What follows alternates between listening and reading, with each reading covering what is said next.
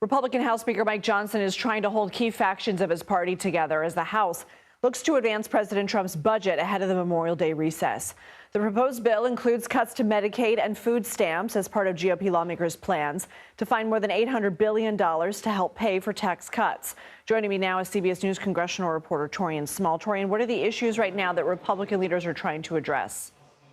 Yeah, so Lindsay, we've been chasing some of the major players in these ongoing negotiations within the party. There appears to be this faction of Republicans who aren't satisfied with how deep these cuts go.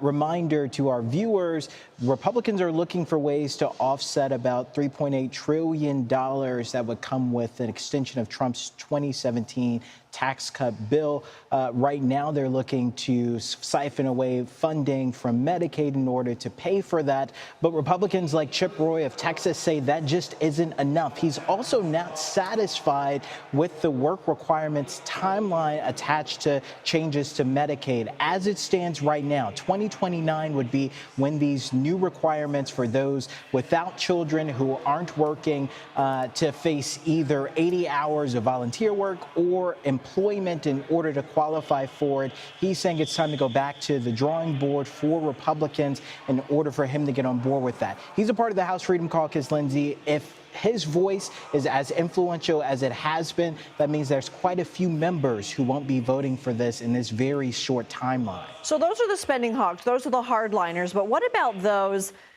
Democrats and even some Republicans included who say, we don't want these cuts to Medicaid. Our constituents rely on these. Yeah, like Congressman Derek Van Orden of Wisconsin, he put out a point of order last week asking Republicans to revisit this because of the concerns he has about this impacting many of those in their own, many of his constituents in his own district. Also across the chamber, if we look at some Senate Republicans like Josh Hawley of Missouri, he said that it would be immoral to strip this program and ultimately affect millions of people on Medicaid. Taurean Small, thank you.